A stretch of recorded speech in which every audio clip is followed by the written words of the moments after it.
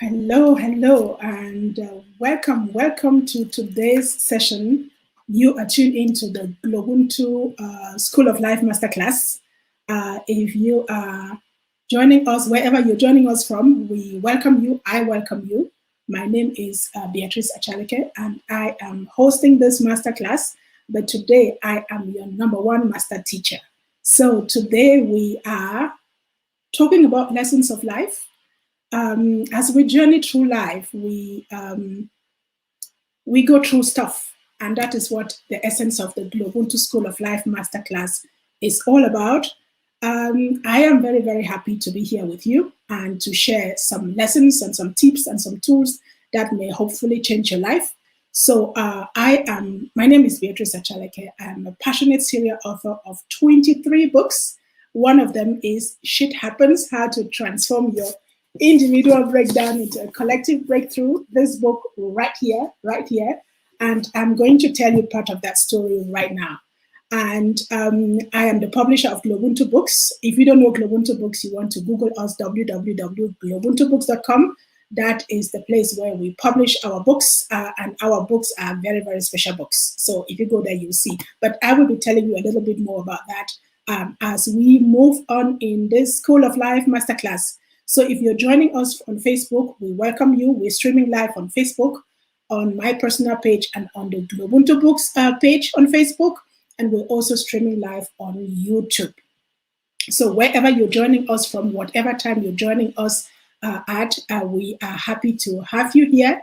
And I am extremely excited to kickstart this masterclass today. So today is the first full episode of the GloBUNTU School of Life Masterclass, and I am your number one master teacher. So let's go on right away. So what is the story? What is my story? Well, as the title says, we journey through life, and as we do that, we go through stuff. Especially now, during this corona pandemic, we all are going through some stuff. We're going through shit. It's kind of a global collective shit that we're going through, which affects us globally, but also individually. So whichever way you're doing your individual thing, that's part of your collective legacy of this global story. So I don't want to share that particular part of my story with you. The one I really want to share is taking you back to 2014, when I was still living in Austria, where I lived for 20 years. And shit happened, yes, and it did happen. So at some point in my life, as a businesswoman, as an immigrant, as whatever names that we call ourselves out there, sometimes business runs down for whatever reason. It runs down, not probably because you're doing something wrong, could be a combination of some things that you're doing or not doing, or the environment that you're in, or a product that you're introducing in the market and it is not working. And in my case, it was a combination of all of those things. And so business ran down and I ran out of cash. And that was not all of that story. Within the space of 3 months, so much happened that I had to give up my office, move my office back home, and I was struggling to keep my home with my children, with my 2 children. At the same time, my son was diagnosed with diabetes, my son was diagnosed with diabetes, and I lost a very, very important family member, actually my brother, and I was not even able to go for his funeral. So all of those things happened within the space of 3 months, and it was really tough.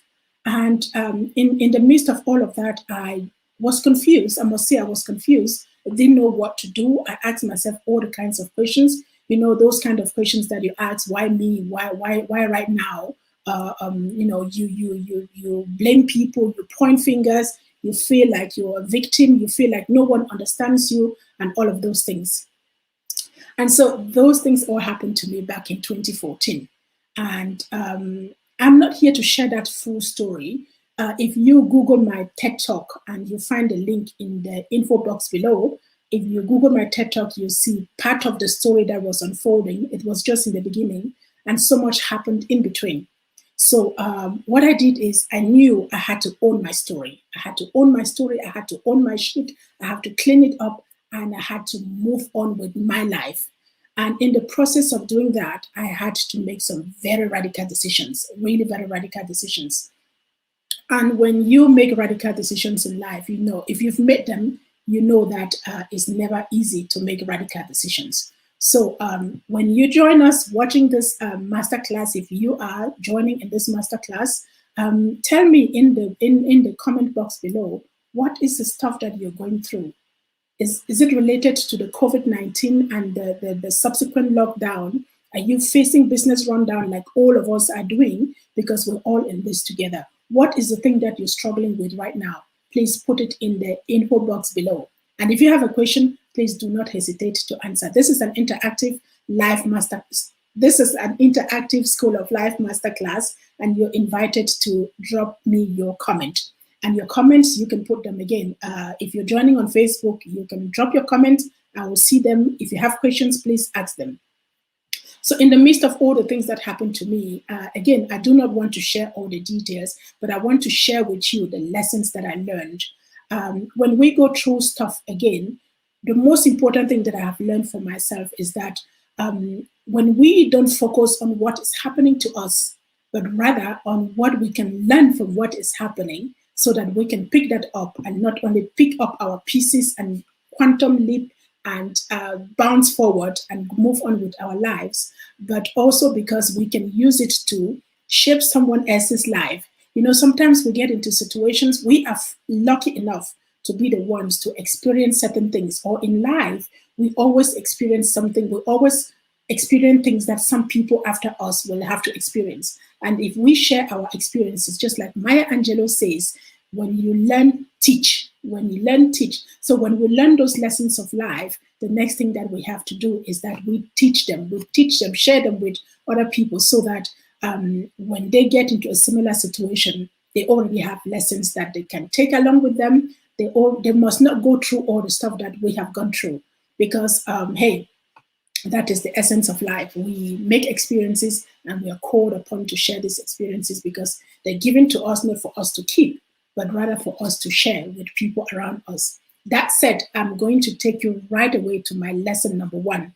And I took time to write down all those lessons because I did not want to miss out on any one of them. Actually, I have 12 lessons, but I'll see if I can share all of them with you today. So lesson number 1 is that sometimes when things look like they're falling apart, they're actually falling in place. All I need to do is to change the way I've been looking at things, and the things that I look at will change. Isn't that powerful? So as we grow up as women, and we go through this kind of stuff, you know, and this shit come in different forms. It comes in different forms. It can be the loss of your business. It can be the loss of someone dear to you. It can be the loss of cash, maybe an opportunity that you were expecting, a promotion. It could be a divorce. It could be just anything, okay? It could be the pandemic that we're all in right now. So when those things happen, we tend to focus on what is happening to us right there. And the lesson that I learned by saying, when things look like they're falling apart, they're actually falling in place, is that when I fine-tune my mind to the fact that I'm a winner no matter what. I'm a winner no matter what. I win. I'm right here with this experience. I got given the chance to learn about something, to learn lessons, be it just the things that I don't need to do anymore in my life. Okay, I have that opportunity to learn a lesson, and that's already a win. And the second one is fine-tuning my mind to the fact that what is happening to me right now could be something that I can actually develop tools from. What is it that I need to do differently? What is on the other side of that thing that is happening to me that looks like the world falling apart for me? Because right on the other side could be a lot of opportunities, could be a whole lot of great things that we could learn. And in my case, when shit happened, I knew after fine-tuning my mind, I knew it was time for me to revisit my life and ask some very fundamental questions. And the course of asking those fundamental questions, it dawned on me that, what was happening. It was because I had outgrown my space. And when I realized that I had outgrown my space, that was already a paradigm shift. So when you outgrow your space, what do? When you outgrow your space, you either decide to stay in that space and shrink yourself and stop your growth and begin to stagnate or even regress, or you make a decision to leave that space, which is exactly what I did. And if you want to know what happened, you just have to check out my book. This book, you'll find it on Amazon, but you also find it on the GloBUNTU Books website, and you'll see how what happened when I made that radical decision. But to keep it short, I had to leave a space that I've been in for 20 long years, where, you know, when you've been in a space for 20 years, you have your social environment, you have your business, you have your friends, you have your customers, your clients, you have everything set there. And all of a sudden, you have to leave that space behind. And above all, I had to leave my 2 kids, the people that are so precious in my life, the most precious thing in my life, my kids. I had to leave them behind. But I haven't regretted, and I'm going to give you some lessons just around that. So lesson number 2, no, before we go to lesson number 2, the question is, what is that thing? What is falling apart in your life right now? What do you think is falling apart in your life right now that you think you need a paradigm shift? You need to make some radical decision, or that you need to find the other side of what it is telling you, so you can move on. Okay? Please leave it in the comment box below, and I'll come back to that.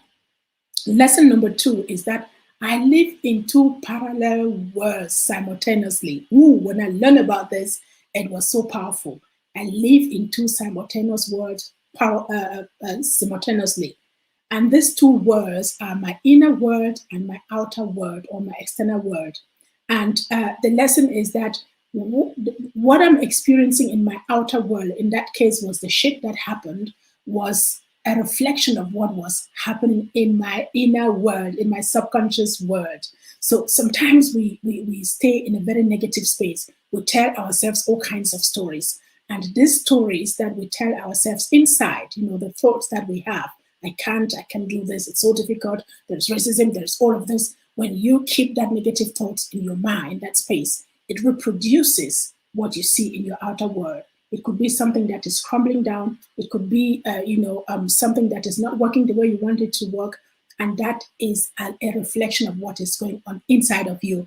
And when you can go inside of you and get hold of that space and shift that paradigm, then something good happens. You know how to go proceed from there. And that's exactly what I do, or what I did. And the GloBUNTU mind shift concept is actually all based on that. It's about how you can shift your mind from one situation, from an experience, from an event, from a feeling to another one, from a situation that you don't want, an event that you don't like, that is not giving you the results that you want, how you can shift your mind from there to where you want to be. Okay, so again, use the comment box below, please, and let me know what is going on in your inner world. Do you even know your inner world? Are you in contact with your inner world? Do you know the role that your inner world plays in your life? Please leave a comment below for me. Now, the third lesson that I learned is that knowing who I am, oh, this is huge. Knowing who I am is the first step in designing who I want to become. Ooh, isn't that powerful? Knowing who I am. Quite often we go about life not knowing who we are. We let our circumstances, we let the world around us, we let events in our life define who we are. And then we get to a point where we constantly struggle to become who we think we should be, who we think some people want us to be, or who we think someone wants us to be. Am I making sense right there? So, but when you know who you are, who you really are, not who you are, but who you really are, not only are you more productive, not only are you more effective, but you actually know you're in a position to find your calling, the purpose for which you are in this world. And once you find that purpose and you go around designing it, you see that so many things change in your life. That is a lesson that I had to learn the very hard way. Okay, so knowing who I am, when stuff happened to me, I realized it happens, and I let things happen to me. I let people say things to me. I accommodate so much because I do not really know on whose shoulders I stand. Yesterday we were celebrating the 19th anniversary of the passing on of my grandmother, who was the foundation of all our upbringing. And a couple of weeks back, I decided to design our family album. And when I went back right there and tapped into the history of who I am, the profile of who I am, the shoulders that I stand on, people that have paid my rite of passage, like they are our African American brothers and sisters will say. When I looked at that from where I come from, my source, you can't begin to know how strong I felt. You can't begin to know how much permission I gave myself, how much I felt so empowered, so motivated, inspired, and I felt that I owe these people, I owe my family, I owe my ancestors, I owe them to be better, I owe them to be good, I owe them to always put in my best in this life. And when I look at those who have passed on, I thought like they're watching me. I must make them proud in this world. So just knowing your identity, knowing your source, and knowing where you come from is extremely important when you want, as you journey through life. There come a time when it becomes so important. Latest, when you become a parent. When I became a parent, my daughter, she always forces me because she wants to know about her source. She wants to know where she comes from, especially when our children are born out of our culture and we have to parent them in a foreign environment. It becomes extremely important that we know who we are so we can pass this on to them, because it is not just about us. I knew that it is not just about me, but it is also about them, and that it is my responsibility to make sure that my kids grow up knowing who they really are, not letting, so that they don't let the environment that they're in determine who they are or define them to believing that who they are is who the environment tells them. And quite often they say they're children of immigrants, they tell them they're Black, they're African, and all kinds of stuff. And not that it is bad to be an African, I'm a very proud African woman, but when children don't have a foundation, something that they can hang on, and the image of Africa is very positive, it's very negative out there. And quite a lot of us Black parents, we propagate this image. And our children, when we tell our children, those of us who are abroad, you tell them, I'll send you to Africa when kids are not doing well. You give them a negative image. But if you go from your family and tell them where you're coming from, tell them about your grandparents, tell them about your great grandparent, tell them about the country that you come from, tell them about the good things that you experienced when you were growing up. This will really go a long way to shape their identity. And when they know who they are, they will take no nonsense in life. That is my experience. Okay, so in the comment box below, I am challenging you to tell me, do you know who you really are? Who are you really? And how does having that information, how does knowing who you are affect the decisions that you make? How does it affect the thoughts that you have that eventually manifest to the reality that you have in your outer world? Have you written the story of your family? And hey, at GloBUNTU Books, I run masterclasses for first-time writers. If you feel like this is a time for you to go after your family story, and again, the pandemic has reshaped many of our stories. If you think it's the time to write that story, hey, join one of my masterclasses. Just inbox me or go on www.globuntubooks.com and send me a message. And I will get back to you and make sure that we write your story. Okay, lesson number 4. Sometimes I get the results that I get, not because I'm not working hard, not because I don't know what to do, but rather because I don't apply what I know. I think I should take that all over again. Sometimes I get the results that I get, which I don't like, and that is not because I don't know what to do, but rather because I am not applying what I already know. Go inside your mind and ask yourself the question, what is it that you know that you've not applied for whatever reason? Maybe you're afraid that you may fail, you're afraid that you'll be judged, you're afraid that you will not succeed, that it will require a lot, you're afraid that you don't know enough to try it, you're afraid that you don't have enough education, you're afraid of whatever I don't know.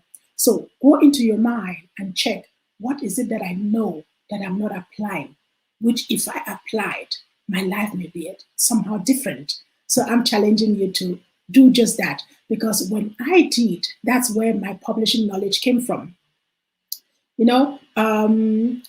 When I wrote my third book, my second book in Austria, the title Erfolgsfaktor kulturelle Vielfalt is written in German, and translated in English, it would be something like the business case for cultural diversity.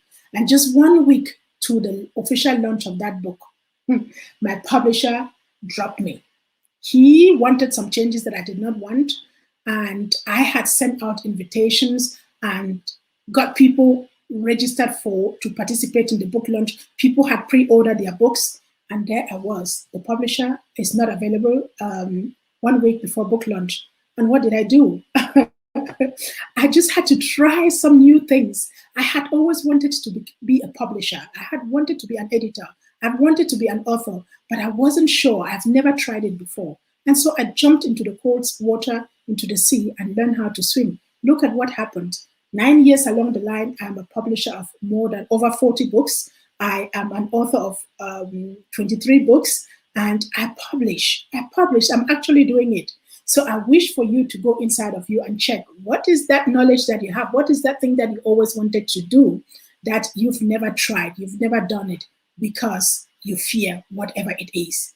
And you have the feeling that you're not getting what you want. You have the feeling that if you did that one thing, your life will be different. So go inside of you, find that, and if you can share in the comment box below, I will be extremely happy for you. So lesson number 5. Sometimes when I am working my ass off, and you may know what I'm trying to say here, excuse my language, but when you're doing that and you're not getting the results that you want, it may probably be because you have drifted away from your purpose. That was my case. I was doing so much work in Austria, and my kids will always remind me, you are always working and you never have enough cash. And that was very true. And the reason why that was happening was because I had drifted away from my purpose. Away.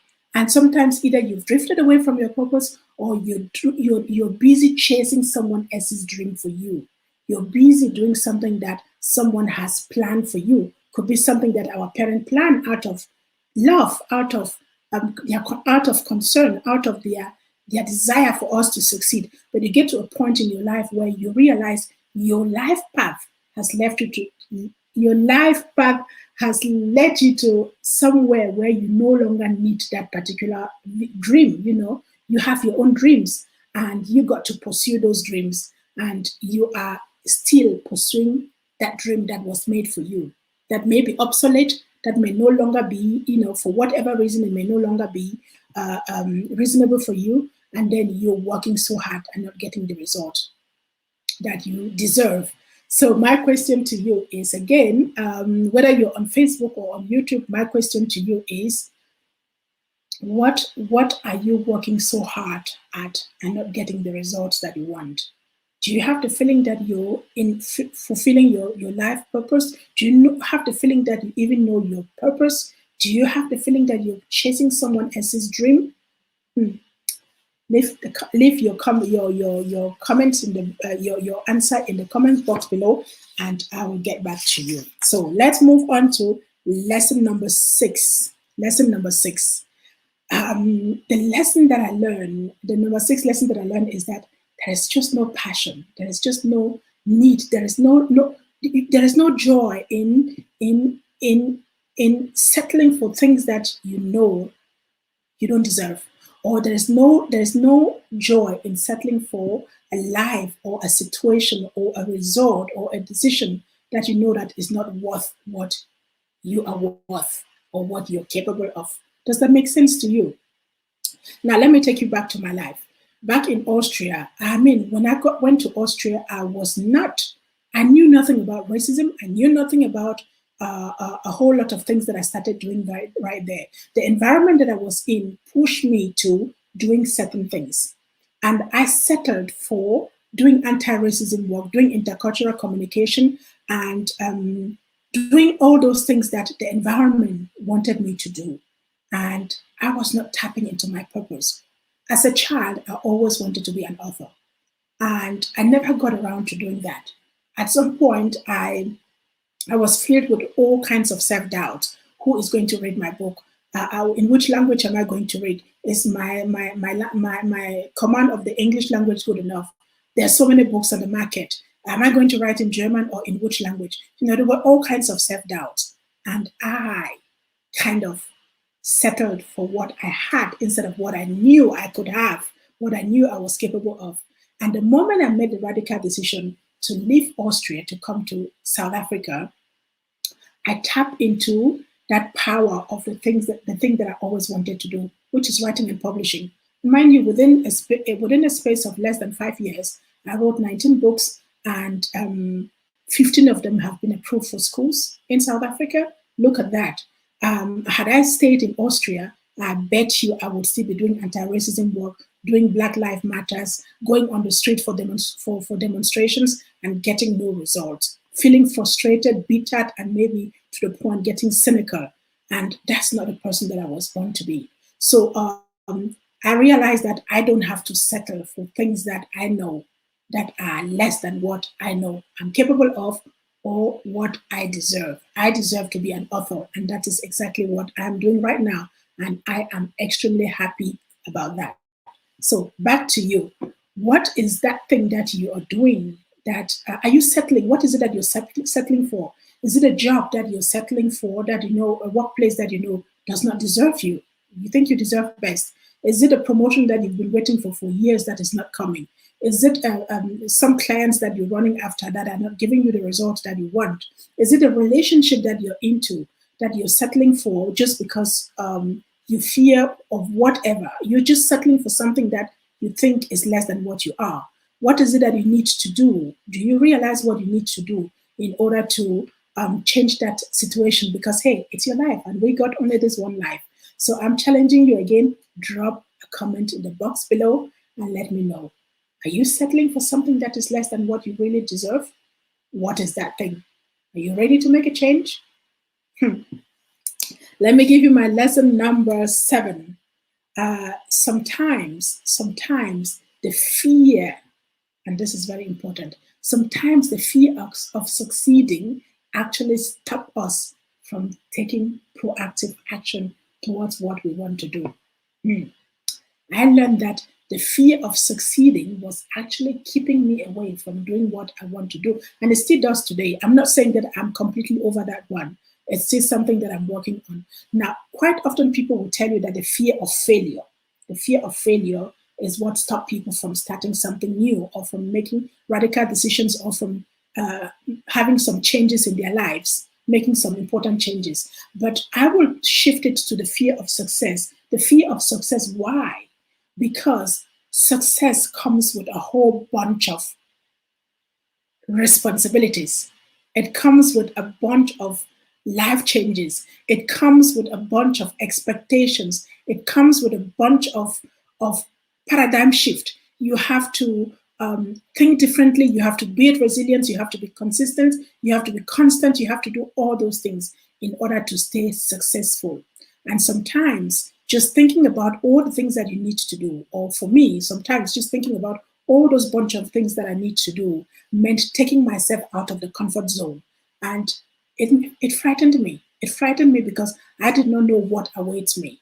And so the fear of actually taking action towards succeeding was keeping me from doing the things that I need to do. And it's still keeping me from being my best self. I'm working on that. And if this rings a bell in your ear, you want to share with me, drop a message, drop it in the comment box. And whether you're on Facebook or you're on YouTube, drop it in the comment box and share with me. And maybe, who knows, maybe we find a solution for you. Maybe you and I can work something together. Okay, so that said, I'm going to take you straight to my lesson number 9. This one is for you parents, those of you who are parenting. You know, sometimes we parents, I'm not saying we, let me take it back to me. I sometimes thought like, I could not do certain things because I'm a parent. I have to be present for my children. I shouldn't move to South Africa because because of so many things, because of my kids. You know, does that ring a bell to you? Is there something that you are you're not doing that you really want to do, that you know you should be doing, that you're not doing because you're making your kids an excuse. Oh my goodness. This one is so important because we have to parent by example, right?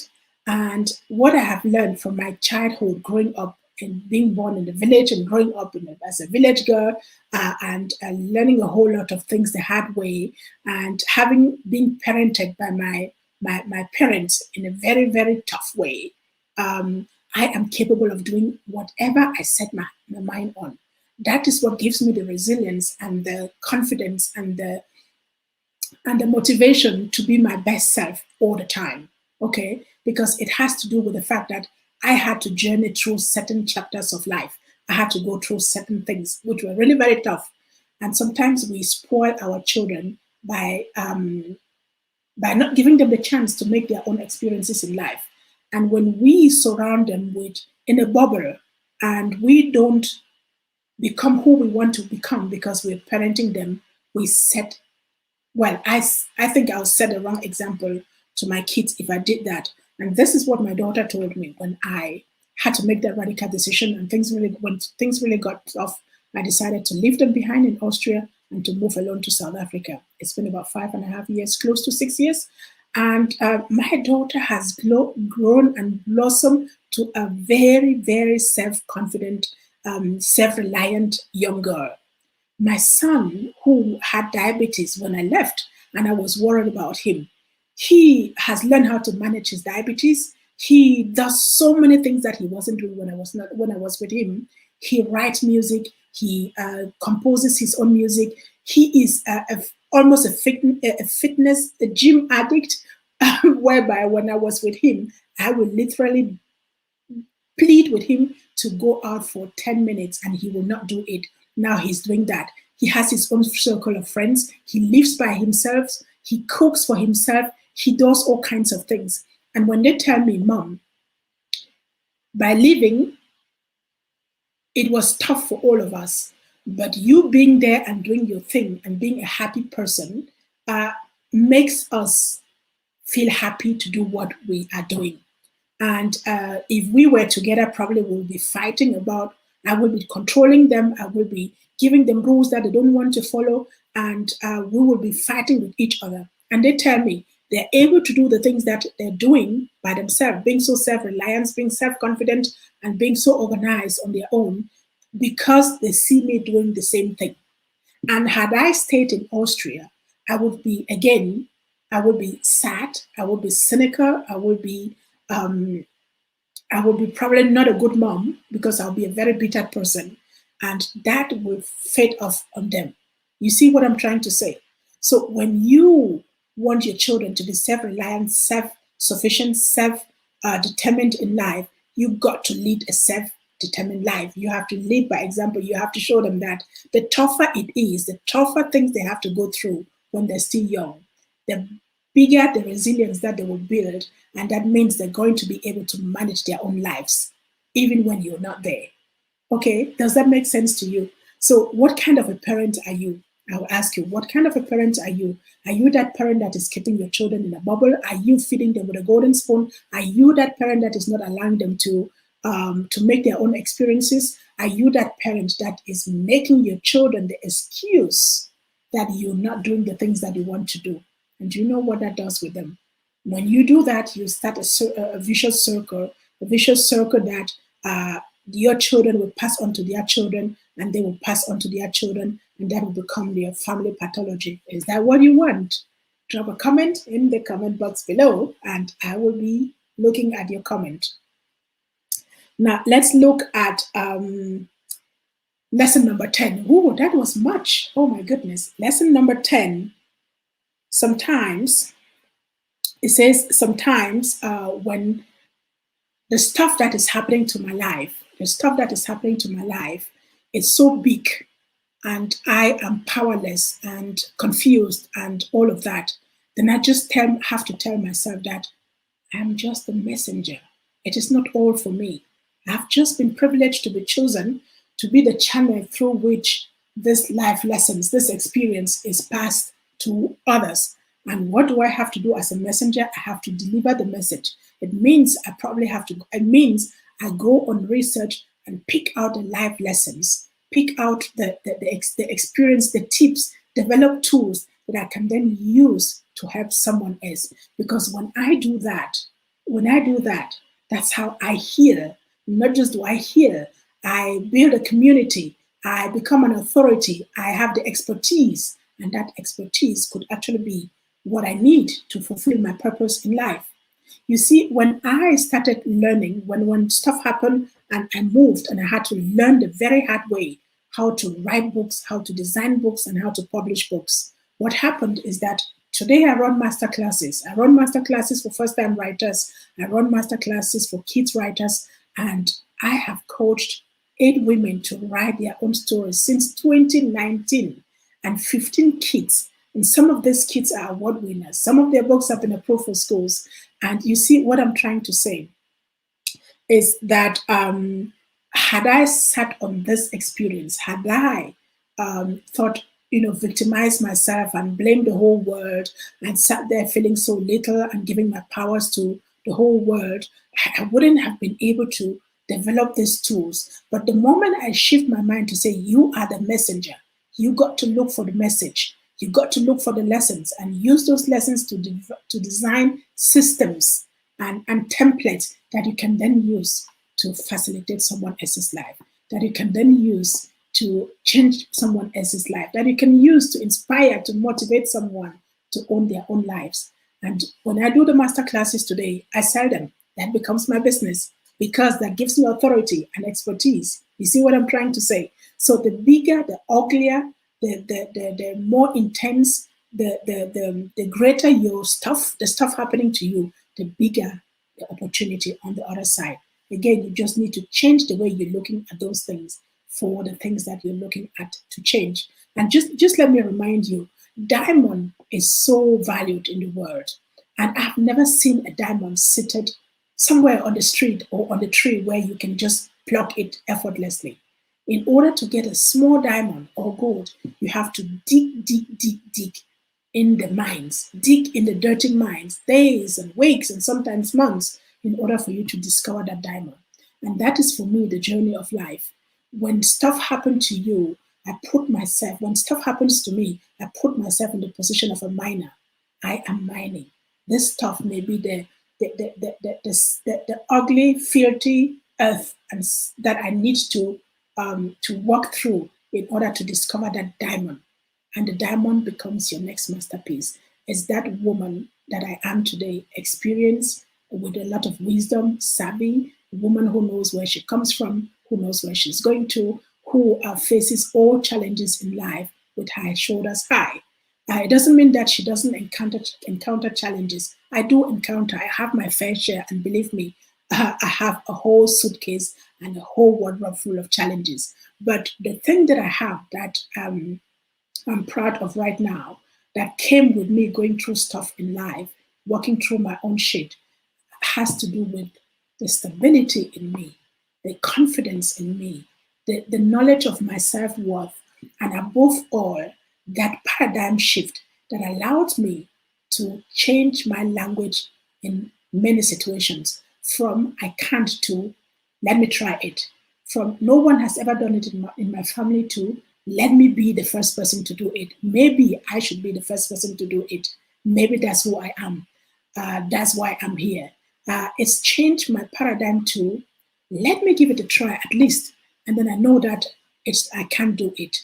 And of all the things that I have tried, I have grown. I can't tell you how much knowledge I have acquired by just going on the journey of becoming an author and a publisher, in spite of all the pitfalls, inside of the downfalls. And I can tell you all of that in another masterclass, how writing books with dyslexia means.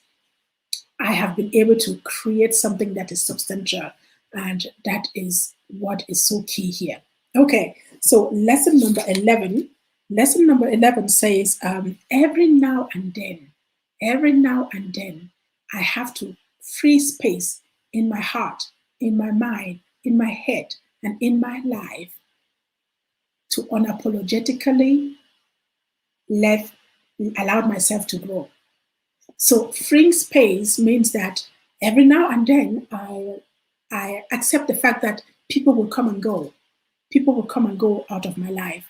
I allowed myself to not settle for what is less just because I want to be in a particular space or be in the company of particular people or be seen for who people want me to be. Okay. So when I let those situations go, I let environments go, like I let Europe go. When I let people go, like my kids, let them go and grow so I can grow as well.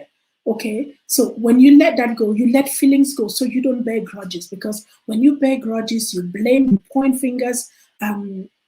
You're carrying junk in your inside of you, in your inner world, in your subconscious world that is affecting your outer world without you knowing. And sometimes you're grudging people who don't even know that you're grudging them, and it's like carrying, what should I say, a trash can, a dustbin in you. And I think Mandela once said, bearing a grudge against someone is like drinking poison and expecting your enemy to die. And this is so true. So I have learned to let things go. And the more I do that, it's like sorting out my life, sorting out my closet from within, cleansing. And when I do that every now and then, it really allows me, it gives me the space inside to grow, to expand, and to do the things that I want to do, and to have a peace of mind. One thing that I no longer do is I don't have anything. I don't have a TV. I just have what I need for my everyday, because I don't want to become a slave of property, that becomes so cumbersome that I can't do the things that I want to do because of those things. So when I left Austria, I left everything behind and I came with 2 suitcases to South Africa. And I'm still alive. And how alive? So the question for you is, what are you carrying inside of you, in your inner world, in your head, in your soul, that is affecting your outer world, that you need to let go in order to grow, in order to embrace your next masterpiece, in order to be, that person that you can be, in order to no longer settle for less, in order for you not to constantly seek for validation and to give up your dreams and the things that you can do just because someone says you can't, or because you don't get a validation. So drop it in the comment box, and by sharing it, you're relieving yourself, you're releasing yourself, you're letting it go. You free space in your mind and in your body to be who you want to be. So I'm going to share the last lesson. The last lesson is my lesson number 12. Lesson number 12. I have tons of these lessons that I can share with you, but today, for today's masterclass, I'm going to limit it to 12. And number 12 is after 40. After 40, it's become so critically important, and it is actually my responsibility to create a lifelong legacy. I think Carl Jung once said that life actually begins at 40, and up until then, you're on research or you're doing research. I have done my research, fallen down, stood up, and all of those. And right now, it is important to create a legacy. And I think it's Mandela who said, all through the generations, people come and go. Men and women come and go. Some of them leave nothing behind, not even their names. And I find this to be so tragic. If you can be in this world for so long, and when you go, you go. There's nothing that people can remember you for. When we, some of us, we talk about Martin Luther King, we talk about Mandela, we talk about Sankara, we talk about Kwame Nkrumah, we talk about all these great people, Winnie Mandela. I talk about my grandmother with a lot of affection, and many people do. It's because these people left behind a legacy. And so I ask myself constantly, when you're gone, what is going to be your legacy? What do you want to be remembered for? What can you do now? What can you start doing now that will allow you to build that legacy? Something that can be here, something that your children can be proud of. And on top of that comes the knowledge for me that I left my kids out there in Europe and I moved here. And what I'm doing, the legacy I'm creating, got to be big. It got to be worth the risk. It got to be worth the sacrifice. And so with that in the back of my mind, I am able to do the things that I do, to wake up and discipline myself, to have a program, even though I'm in lockdown, even though I spend most of the time with myself, I know when to sit down and write. I have my 24 hours master plan, and the 24 hours master plan allows me to plan my life so that I can deliver results that will contribute to my legacy, to my lifelong legacy, and that will uplift my name when I'm no longer here. So tell me in the comment box below again, whether you're on Facebook or on YouTube, how old are you? What is your legacy? When you transition from this world, what are you going to be remembered for? What have you started doing, or what can you do today that would allow you to start creating that legacy? It's never too late. It may be writing a book, and if you're struggling with writing a book, hey, again, remember, I run master classes for first-time writers, and I believe that every Black child and every Black woman should write a book, can and should write a book. And I'm saying that because I have the experience. I have watched people that come to my space write their own books. My legacy is not just writing books, but also coaching people to write their own books. You see, African history is one of that history in the world that is so distorted. It is so distorted, and it affects all of us Black people. It affects us African, no matter where we are in the world, because we don't know how great our history is, how great our ancestors were. And if we don't want this to repeat across the generations, if we don't want to pass this on to our kids and their kids, then we've got to start writing our family histories. And I think the history, our collective history of, be it at a community level, at a national level, at the continental level, and at a global level, is a sum of our individual stories. And if we can start writing those individual stories, we contribute to building a global historical legacy. And I'm challenging you. Where are you at? Have you started that legacy? Do you have any challenges? Do you have any insecurities? Do you need help? What kind of help do you need to start writing your story today? Okay, with that, we have come to the end of this full episode 1, GloBUNTU School of Life Masterclass. I have been very honored and privileged to be your first master teacher. My name is Beatrice Achaleke. I am a serial author and publisher of GloBUNTU books, and one of my books that shaped my life is Shit Happens. You'll find this on the website. And I am super, super excited and looking forward to our next master teachers, all lined up. The month of May and June and even July are already filled with amazing life teachers who will be sharing with you a whole lot of wisdom, a whole lot of tips and tools, and probably, look at me getting excited, systems that they have put in place to organize their lives, to constantly redefine themselves, and to be the people that they are today. And I hope that you will join us. Remember, it's always every Saturday from 5 p.m. to 6 p.m. That's South African time, and that is GMT +2. So thank you for having tuned in. Thank you for sharing this masterclass and inviting people in your space to join us every Saturday. I look forward to having you and your family. This is family time. Let's do storytelling, just like grandma we used to do with grandma back then. Okay, so thank you again very much, and I will see you in the next masterclass. Until then, you must promise me to stay safe and protected.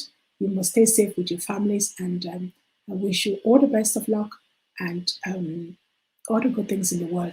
May you never settle for anything, any situation, any feeling that is less than what you know you truly deserve, because, hey, it is your story.